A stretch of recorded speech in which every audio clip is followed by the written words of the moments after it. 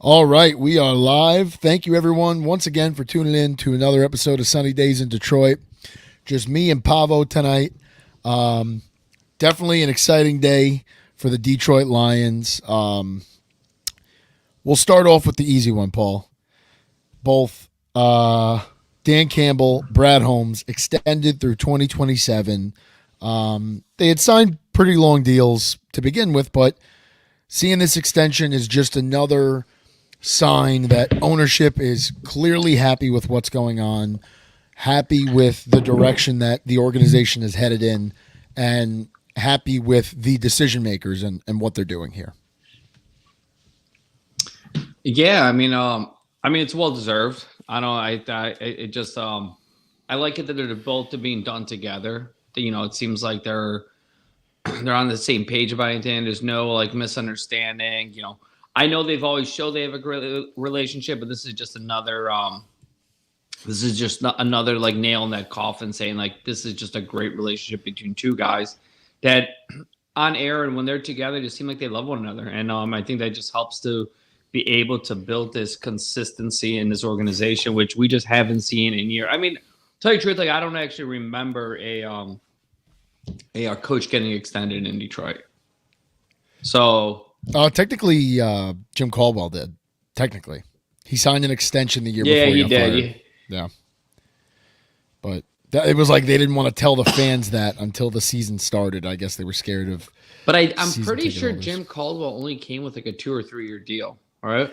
I don't remember that. All I remember is that he was extended in. We were told he was extended in, I think, the beginning of 16 or 17. It was Martin May, who brought him in, and then Bob Quinn, when he first came, everyone thought they would get rid of him, but his guy wasn't going to be ready to the following year, so they ended up going separate ways. But 2 years later, this is what good organizations do, right? They're in lockstep. I mean, that's what's most important. How many times we had heard in the past with previous regimes that the head coach wanted one guy in the draft and the GM or ownership wanted another, whatever it may have been. It seems like everybody's really on board with everything that's going on, every free agent that comes in, every guy that they draft.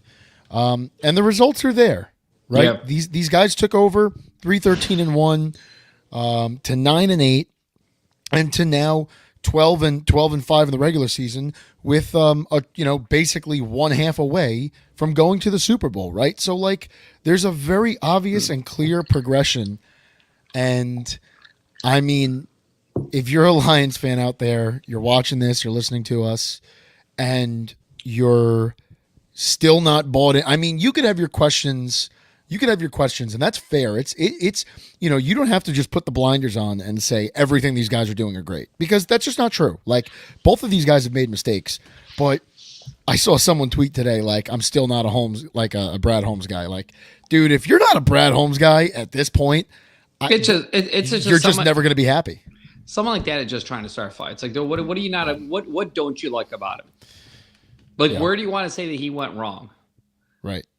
Like, what pick do you argue they should have won a different way? He's by no means perfect, but he's as perfect as they come to turn a team around this quick. To hit on the draft the way Brad Holmes has, to find studs in the 4th and 5th round and undrafted guys. I mean, they revitalized Ife Melifonwu's career. We're talking about a guy that was probably going to get cut going into next season. If CJ doesn't get hurt and if he doesn't see that playing time, like, who knows what happens? Yeah.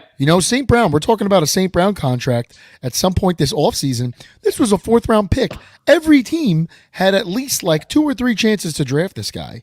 And Holmes finds him in the 4th round, and he's one of the most productive wide receivers in the NFL. He's regarded as a top 5 receiver, top 10 receiver, depending on what you're looking at. So, and that was found in the 4th round. You talk to people about St. Brown, and they're like, "Oh yeah, you guys got him in the 1st that year." Like, no, we didn't. We got Penei Sewell in the 1st.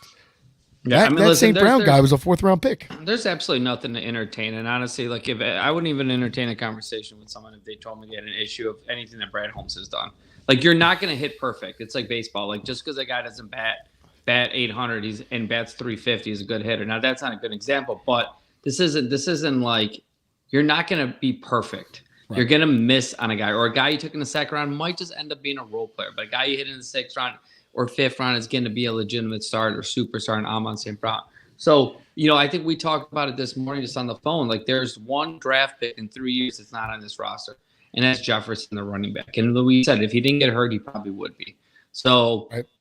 You see that they have a vision, and the vision stuff. And it's not only, listen, there's a lot behind the scenes of people that don't take care of stuff. Like we say Chris Spielman, like they say it all the time, like this guy just doesn't want to take credit. Like, you heard about it last year in training camp. This guy's walking around the facility, fixing the grass from the rig that gets messed up. He's doing everything there. And the whole Brad, Sheila, they got a vision. They're all on the same page. They're all getting along. I hope this just continues. And that's how you establish your culture. This is the first time we've ever had a culture here. It's exciting. So anyone that wants to come on, or anyone that's they're just looking to start an argument. Like, what can you say you don't like? Not only did they change the atmosphere in the locker room and the team, they changed it in the stadium, they changed it in the city. Like, it's a completely different, brand. The brand is just, you took a business that was in the shitter, and now you turned this brand that everyone wants it. It's popular again. It's cool. It's cool to be a Lions fan. It's awesome. It's awesome. Like, they deserve it. And anyone else that wants to talk about it, like, they just, they're fuck them. That's how I feel about them. Well said. Yeah. I'm secure in what's going on, and this was good. And this is just reassuring. And this was not something that ownership had to do today, right? Like, this is something that I don't think anybody had on their. I think if we expected anything, I think we expected, guys to get a pay bump given the success, and that's normal. But, I didn't really expect an extension already on a contract. But these are all good things. And you know what I think the deal is? Because they had 6-year deals. So now the deal runs through 27. It looks like they just added a year. But I'm sure there's a big payday raise per year what they're making. I think Dan was making $6 or $7 million a year. I don't know what that is. I wouldn't be surprised if there's $2, $3, $4 million added to that. I wouldn't be surprised if he's in the $8 to $10 million range now. Right. So that's probably where they got it. They added in a year onto it. So that's it. So let's get into some before we get into some of these headliners. Let's go through the simple ones. Yeah, we'll go to simple re-signings. I'm gonna even go back a little bit because I'm not sure we covered it back in the Lions. The Lions signed. We're gonna go back from right after the Super Bowl. So the Lions released Tracy Walker. I'm not sure we cover them. I'm sure everyone knows they did. They re-signed Badgley. I'm sure they're going to bring in competition with Badgley. If it's a venture free agent, if they're going to draft a rookie, we'll probably get there. The big signing, I think it goes a little under, is like Jalen Reeves-Maybin. I think we did talk about that a little bit. They re-signed Shane Zylstra. Zylstra got hurt in training camp. It was a pretty brutal injury. So he should be back fighting for a spot. I don't know if that means he's tight end 3, tight end 2. We'll see what happens. I'm excited to see Emmanuel Mosley. They signed him, I believe, to like a 1-year, $2.5 million deal. I feel bad for the guy. The guy tore his ACL in San Fran when people thought that going into last year he was probably going to be the number 1 DB available on the market. And tore his ACL, I believe, in week 4 or 5. I think it was the same week. It was against the Panthers too. I believe those Panthers and they were playing San Fran was playing Panthers when he did it then, and then he did it again week 5 or 6 this year in Detroit. And I believe it was the Panthers. That I might be lying about that, but I believe, I don't know why it's taking me that both they did against the Panthers. So, but they're bringing him back. He has a chance. He knows the system. He doesn't have to. He could train. He could be the same athletic training staff. To me, it makes sense why he signed here. Listen, he's a big physical man cover DB. I like It's it. good to just keep that consistency for a Yeah. guy too. Like you, Yep. you just went through this last year. Now you're going through it again. At least, like you said, you're seeing the same doctors, the same trainers, Yep. the same guys are taping up your ankles, the same Mhm. guys are stretching you out. That's a good thing. You And don't you're have to working be with worried that about same defense. relocating and moving Right. and changing. So Right. I listen. I We're think learning a so, new playbook. and he's still a young DB. You know, if he could bounce back this year, he can have a nice payday next year. People are always looking for DBs. And they brought Zozan. I always say it wrong. Knight, boom, Bam Oh, Knight. Zonovan Knight. Bam Zonovan Knight. Knight. Another guy who we traded for last year, I believe a 6th-round pick to the Jets towards the end of preseason, if not after preseason. And because we needed Yeah, I think Craig it was Reynolds after the was injured. Jefferson. yeah, and Injury, and he got hurt. So he's back. I like that deal too. I think he brings to the table. He's a hard runner. He's a good runner. I think he sees the field right. You know, so they brought him back. He'll either be fighting for that running back 3, running back 4, special team guy. He could return kicks. Yeah, it's interesting because I don't know what the cap hit would be if is Kabinda even on the roster at this moment? Or is Kabinda's he- not. They said he's a free agent, and it looks like he's probably done. Right. So I was going to say, even if he was still on the roster, I can't imagine him Yeah. being on this team next year. Maybe there's a possibility where they don't carry a fullback and they carry 4 or 5 running backs. I think the fullback is dead for them. Kabinda won't be back. I think they cut him last year and kind of brought him back. You know, that whole thing is so then let's go. I'm going to skip a couple here because we're going to get into them later. So Dan Skipper is brought back. I like it. Yep. Think like he's always going to have a place here. You know, there's not too many 6'8" tackles in the league. He's one. Still gets his number confused.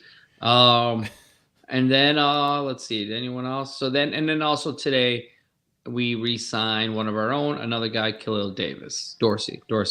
So, and I like it too. Great special teams guy. We lost today a couple key players. We lost Pittman to the Commanders. We lost CJ Gardner, which I don't believe the Lions showed much interest in bringing him back. Nothing against his ability. It's nothing. It's you know, I think he wanted 10 million, 8 million, 10 million. He got it deserving it. You know, but he lost his starting position kind of because when he was come back, Iffy was taken off. Yeah. And it's like you almost couldn't take Iffy. And then they did this weird split last year where they were all playing like 2/3 of a game. They're almost like rotating in a split. And your safeties need to be out there for the whole game. It's a rhythm you feel a game. You might pick something off that a quarterback's going to do, and then you might be sitting on the bench when actually that play happens. Like, it's a rhythm. You have to be out there. So I think it's the right move to let him go. He signed with the Eagles. Honestly, that kind of confirmed to me what I think of CJ Gardner. I loved him last year, but you go back to say you talk shit about. He told the worst thing in the city is the fans.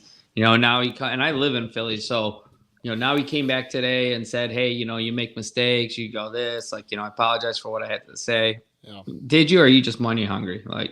Like you know, go wave by. There's nothing wrong. I mean, Well, you have nothing wrong you have with a that. finite amount of years you can play in the NFL. Yeah, You know, if you want to be money hungry, that's Go fine. be But it. Go be but it. there's going to be a little egg on your face, and I think there is there. But you know what? When you leave with class. yeah, You know, you don't have to say that comment. You know, I always say this to people. You never know when your bridges are going to cross again, so don't burn them. right. So when you leave an employer, you go somewhere, thank people. Well, listen, I guess that bridge never burned because they were happy to cut him a fucking 3-year contract. So I can't even say. I have one of my Philly friend, you know, my fiance's cousin's husband's like texting me. He's all pumped up. They just, I guess, signed Devin White, and I'm like, you know, he scored a 46 on PFF, and he's not that great. And everyone's trying to realize every reason why he's so great. I'm so over the Eagles. I had high expectations for him out of college, but it kind of never really. He's not took paid off. Him and Devin Bush like never really. And when you're in a linebacker and you're going to year 5 or 6 now, like you're not gonna be great. You don't see the field well. Mhm. You don't understand it. You could be average. It's the same thing. Like you might have all the athletic ability there is. Like Jared Davis is another example. I mean, You just don't. Well, no, I think there's been some guys. I think it depends on the system you go to, and like for me, what comes to mind is Kyle Van Noy. I don't think he was ever a stud, but like he really wasn't very good for us. And then he goes to New England and he becomes like a niche player, right? Like well, I think that yeah, exactly. But I think they found a spot in when we were Right. just playing him out of position.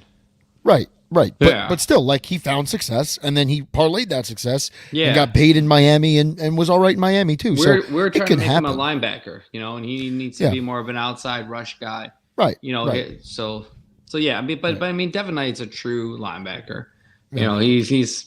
Anyways, listen, I hope he does well. They can't get any worse at that position. At least they're giving themselves competition there. But enough about the Eagles. All right, so let's get into the big moves. Well, wait, do you want to, while we're doing this, do you want to get on Graham while we're talking re-signing? Yeah. Might as let's well. talk- Let's talk Graham I was Glasgow. gonna so Graham Glasgow, Lions brought him back. I think it's a pretty friendly deal for us. I think it's a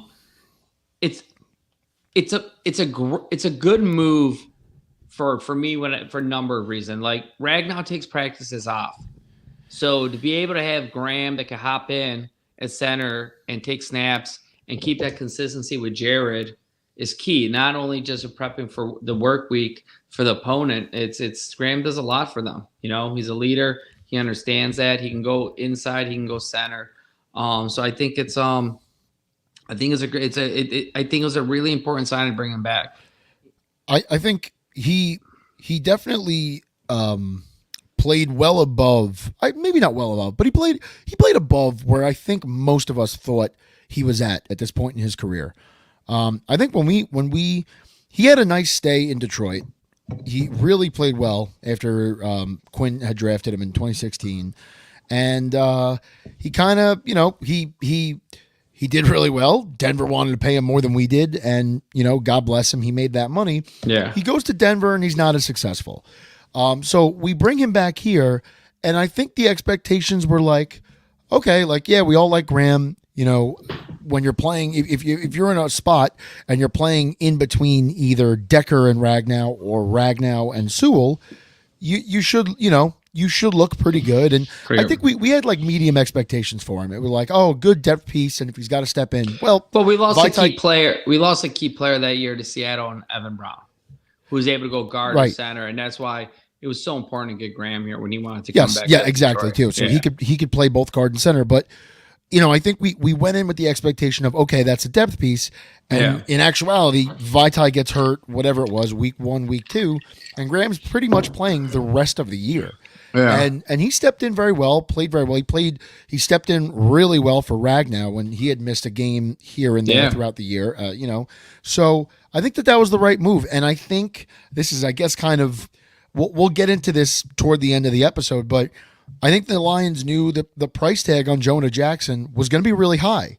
And so they needed to make a decision there. And it's hard to fill two of your starting guard roles in one offseason. Right now, whether you're using depth, if they were going to go to Colby, whatever they were going to do, it's still a difficult thing to do. So if you could lock one more guy, if you could lock down one side of that line, and it's not going to kill the cap, which they didn't. It was a very team-friendly deal.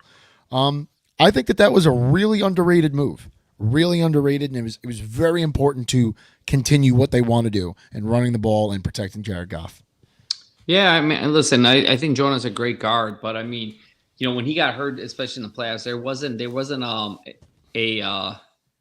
O-line did not take a step back. They continue moving, protecting Goff, running the ball. So I think they have. Listen, when you got to play between Ragnow and Penei Sewell, you're gonna look good if you just do your job. You don't have to overdo it. So listen, and the beauty of it is they have depth, they have strong pieces. They brought Graham, like Kobe is developing, and they're in a prime position to go grab a guard. Guard is in a perfect position to be in the end of the first round. So if it's first, if it's second, Jonah started as a rookie, so they could go still fill that the other guard spot. But with letting Jonah go, it's you cash in. You save. We might as well get into it now. And a second, Jonah yeah, Jackson, and then you're gonna get a third round pick next year for Jonah. This is how good teams keep getting draft picks. You draft well, and if you're on that, you can't pay everyone. You can't pay everyone, and Jonah was one of those guys. Unfortunately, got hurt quite a bit, not quite a bit, but he got hurt a good amount this year, and he's had some injuries throughout his career here. And a fine player, at times looked like a really good player. And then it's all right. Milo wanted to get on camera a little bit. Yeah. At times he looked great. At times he looked kind of average. So I think when you parlay that with some injury issues, I don't think I'd want to pay top dollar for him either. Brad has shown us that he could draft kind of anywhere throughout the team and succeed. And so, where we're drafting, whether it be the first round or the second, or now that Vikings pick in the third, I'm sure they could find his replacement. And it won't be easy, but that's what Brad's job is, and that's what he does best. Yeah, no, I couldn't agree more. So I have no problem with it. It sucks to see him go, but this is the nature of the beast. And when you're on a salary cap, these are the decisions you have to make. Yeah. So some good things happened today, but I kind of want to. What do we want to do? Like most exciting to least exciting, or where do you want to start? Let's start from the first signings. What happened first? So let's go with the trade. Let's talk about Carlton Davis. Okay, Carlton Davis. So we trade to Tampa Bay. What did we give them? We got Carlton Davis, and we got Carlton Davis, and we got Tampa Bay's 2024 first 6th-round pick and 2025 6th-round pick. In exchange, we sent over our 2024 3rd-round pick, and that's ours. It's a later. We had 2 3rd-round picks this year. We sent the latter of it. Me, we talked about it. I had mixed emotions about this at first. When I first saw the trade, I viewed it as in you're kind of getting a weaker DB1 and probably a pretty good DB2. And my problem was you could get pretty good players in the 3rd round. I was looking. I think I sent it over to you. The last 4 3rd-round picks that we had was obviously we drafted Hooker this year. We drafted Kirby last year. The year before we drafted Iffy, and also the year before we drafted McNeil. And I forgot who it was. And then Jonah Jackson the year before Kirby that. Kirby was a day 3 pick. I thought he was like a 4th-round pick. He's a 3rd-round pick. Kirby. 3rd-round pick. Yeah. So I was looking at Kirby and Iffy now looking good. So you could get good guys in the 3rd round, but I get it. You got to give up something to get something. Right. But then I also looked at it as in God, now you got to pay this guy $14.5 million. $14.5 million is a lot of money. When I first saw the trade happen and we acquired it, for some reason in my head, I'm like, okay, they probably needed to clear cap space. They're signing some guys. Maybe we got them for like a 5th or 6th round pick. So when I first saw it, I was a little shocked, but we did get 2 6 in return. But what, the one thing I do like about the deal more than at first, I think I was telling you that I hope that we're going to hear that we re-signed him to a 2-year deal, add a couple years, and maybe brought down the cap hit this year. But now I'm actually happy that it's a $14.5 million cap year and it's a 1-year deal. So this is a guy in his 20s that wants a big payday next year, probably. Right. You got to ball out. Right. So it's not like trading a 2nd-round pick and getting Snead and giving him a $130 million contract for 5 years. What does he have to do then? I mean, listen, he's probably a professional. He's going to show up and work hard. But there's different when you're going to be trying to get that money. You're going to play hungry. You're going to train hard. You're going to be focused. Yeah. And you're a man guy. You're going to be – so I like it now. I've changed my whole tune on it. Well, the money will be fine. And listen, we'll probably hear tomorrow that they extended him. And my whole theory here will be thrown away. But, I'm okay with the move. I think what the Lions did is – I think people are being a little too hard on Cam Sutton. I think he went against some hell of receivers at the end of the year. He had absolutely no help on the other side of the field. He was exhausted all day chasing these guys. I think what the Lions have right now is two pretty good corners. And last year, I think last year what we were playing were we would have Cam and Mosley was supposed to be on the other side and he got hurt. And we're playing with guys like Jerry Jacobs. I'm sorry, great story, but you're a DB 4-5 on a team, right? And he's starting, and then you got Vilver in the playoffs, who was on practice squad all year, and coming up. So So they brought in a lot of competition there, and go ahead. Yeah, no, well, I was going to say it also kind of it somewhat brings Yeah, us to exactly. Amik I was gonna say, Robertson. Same thing. I'll be honest with you, I'm a little more excited for Amik than I am Carlton. I know Amik is a little shorter, yeah, but five he's foot got nine. he's got a hell of a story. Yeah, It's if you get, I mean, I'm not going to go through it. If you get a chance, just Google his name, listen to his story. It's incredible. This is a guy that really play. He's a Dan Campbell guy. I mean, from every Raiders fan I've heard from, kind of listening to Max Crosby talk about him too. Like this is a Dan Campbell type player. Plays fast, plays hard, tackles like legitimately a cornerback that legitimately tackles guys, tries to run through you. That's the type of shit you want to see. He's obviously not going to be a CB1, but I think what they're really doing here is they're building depth at that position, and they're building it with guys that have been in the league, have done it before. They're not taking, 31, 32-year-old guys who are kind of on like the last year. No. Like they're taking guys that are, and Amik is another guy that's essentially is he on a contract? I don't think he's on a contract here. I think he's got a 2-year deal, but whatever it is, like, they're taking hungry guys that want to make a living in this league, want to make a name for themselves, and have some experience doing it. So, do I think either one of these guys are lockdown corners? No, but I know, God forbid, if Mosley goes down again, if Cam Sutton goes down, or if, there's legitimate starters waiting to come in. But when Carlton Davis plays man, and I didn't realize how good he was in man. Like I was like reading more about, like, I mean, this guy shuts down when he gets to play man to man, he's physical and he shuts down that side of the field. So that's where he that's his game. So I think what the Lions showed towards the end of the year, they went a lot more man than zone. And I also felt that Cam They played a lot more aggressive too by the end of the year too. I mean, So blitzing and. So let's talk about it. We got corners. We have Amik. We brought in Amik. We brought in Carlton Davis. I want to save the best for last here. I want to go through this one quickly. Marcus Davenport, kind of a reclamation project. Played in 4 games last year for the Vikings. He got drafted by the Saints. He was a guy that I think a lot of us Lions fans, if you remember, I think he was drafted 2018. Yeah. I think a lot of us had our eyes on him. A lot of us wanted Marcus Davenport. Stud athlete. The guy had a ceiling that was sky high. Everyone talked about this. And unfortunately, it's throughout his career, he's just never really been able to harness it. He's never had, I think the most sacks he's ever had in a season was like 9. He's had some injury issues, but the potential is certainly there. And you could only hope, I mean, I'm assuming there's going to be some sort of maybe, I don't know how much I want to use the word competition, but like James Houston's still there. There's some other guys he's going to cycle in with. I don't anticipate Davenport being a guy that's going to be on the field for 75% of the snaps. I doubt that. I think he's going to be a role player, rotational guy, maybe more 50%, but he's got the potential. He's got the athleticism to rush the passer. Yeah. I mean, listen, I think, I wanted him last year in free agency when he came from New Orleans.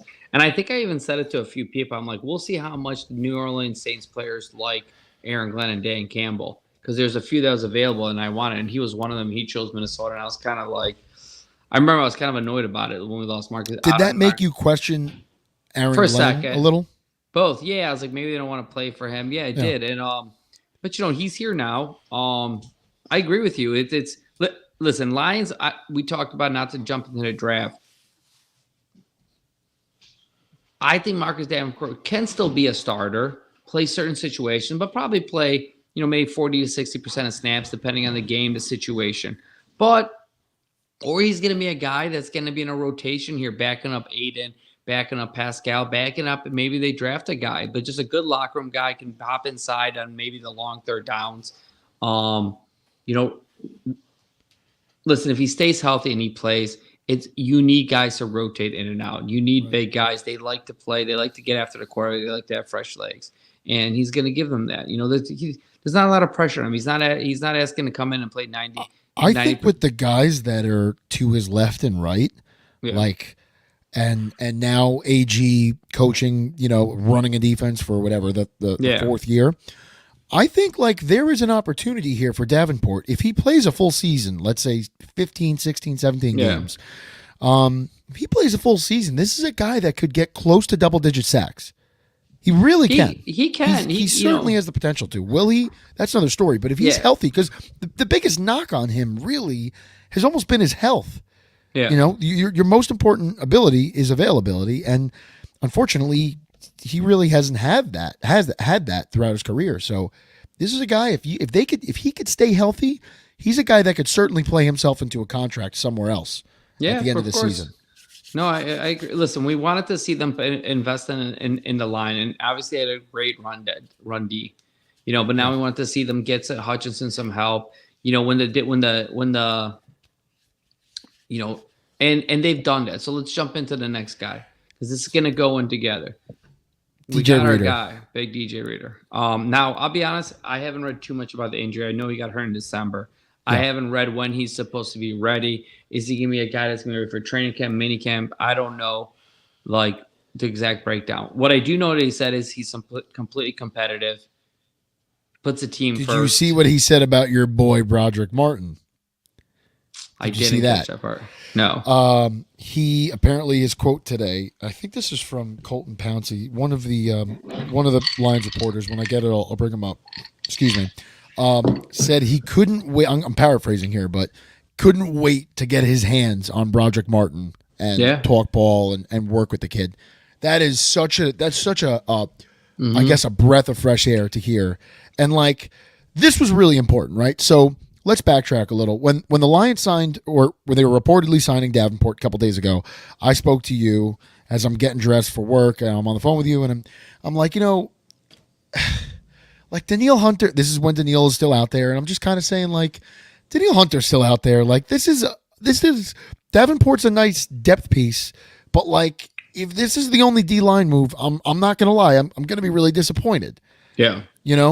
And I'd like to see what Hunter's gonna get. Blah blah blah. Hunter gets signed, he's off the board, and then we get the report that DJ Reader is coming in for a visit Thursday, and I said to you, if they sign this guy, did you feel that DJ Reader is kind of like this forgotten kind of guy in this draft class, in this free agency class? Well, I think D tackles are naturally the most forgotten play. It's like D tackles and guards. Everyone just wants to talk about Christian Jones. That's it.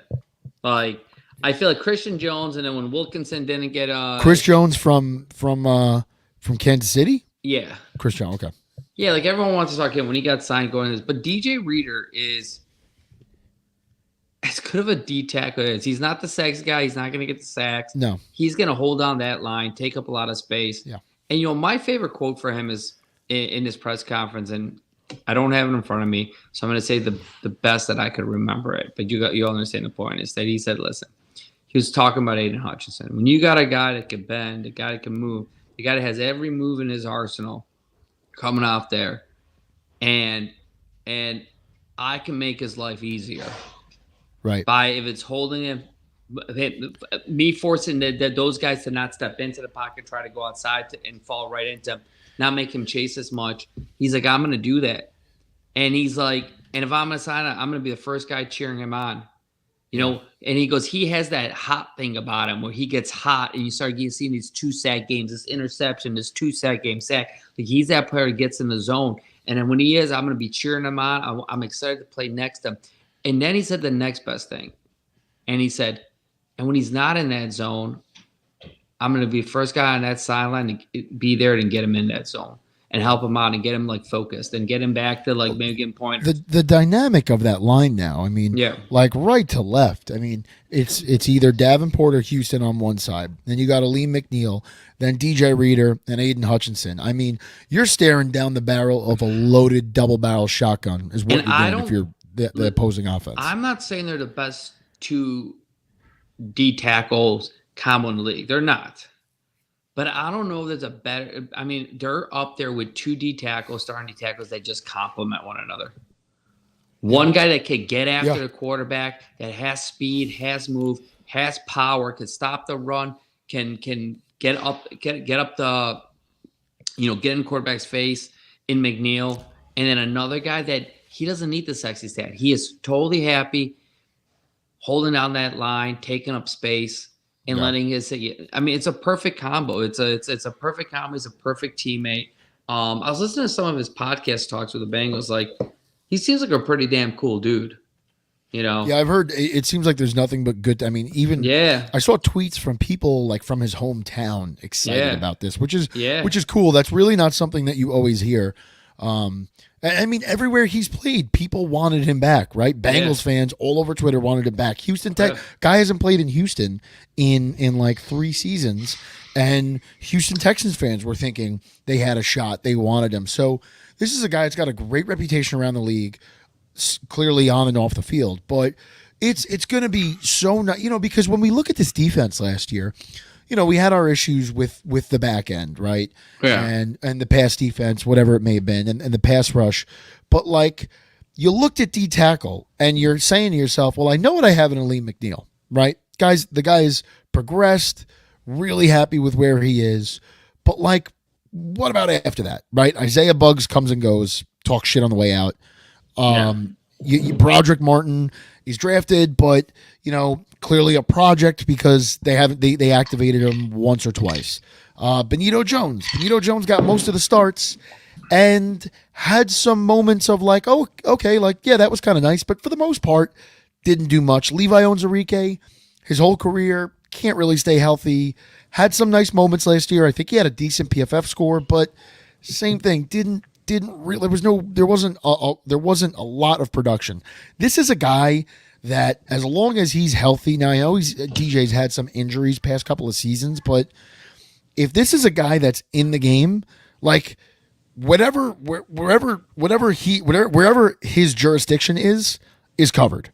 No one's running past this guy. If he gets a hand on you, you're coming down, and he's disruptive, and he doesn't really get the sacks, but he gets the pressures, man. He gets his face in there, and I mean, just from watching his tape, doesn't matter if you fucking double him or you just have the guard one-on-one. I mean, he's a big boy, and he plays big. He plays to his size, And then, like you said, that's what's going to be so nice about having him and Aiden is that.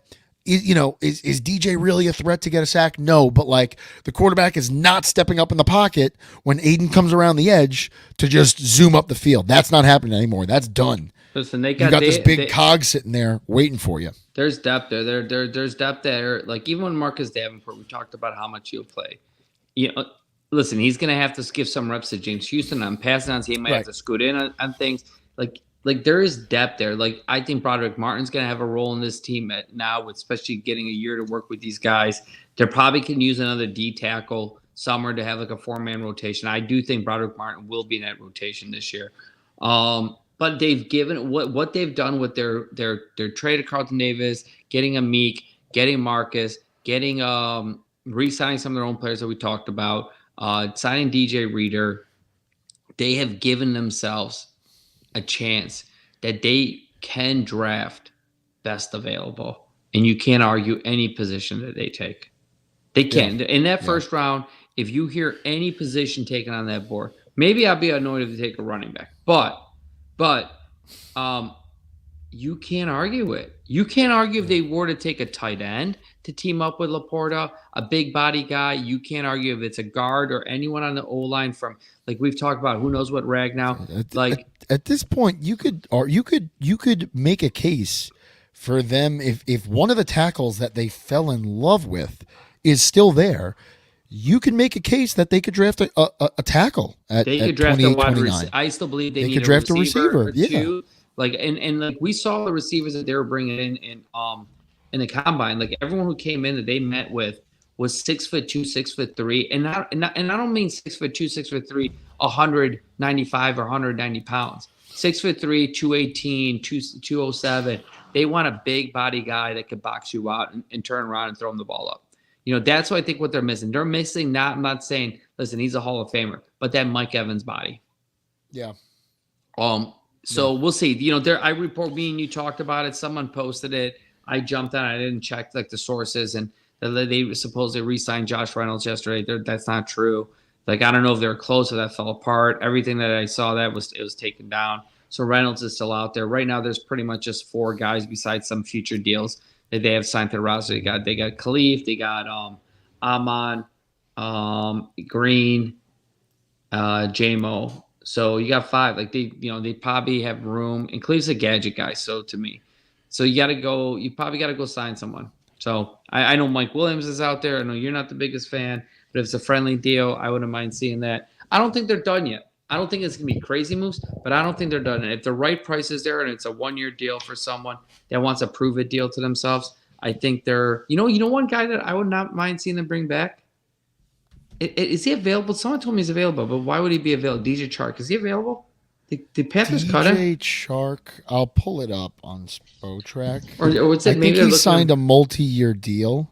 Yeah, I thought so too. Well, let's see. I don't think he's available. He signed a 1-year deal for 2023, Yeah. so he is available. Yeah, that is something. 6'3" for a friendly deal. There's some dead cap, but I guess it's just. Listen, if it's bringing back DJ Chark, I wouldn't give him 10. Bringing DJ Chark back for like $6 or $8 million to Josh Reynolds money, I would be totally okay with it. Bringing back DJ instead of re-signing Josh Reynolds. If you let Reynolds go, yeah. That's definitely something that I would have no problem with. Yeah. I mean, there's similar type players. Like, I think I guess gone to my. You know what? Honestly, it really doesn't matter. Like, I would make a case for Josh Reynolds, but that's because he's been here. I would say Josh has been a little more sturdy throughout his career than DJ Chark. That's the one downside. DJ's had a lot of injuries, but that's interesting, and that's probably another guy they'd get for cheap. Yeah, I mean, we had Tony chiming in here.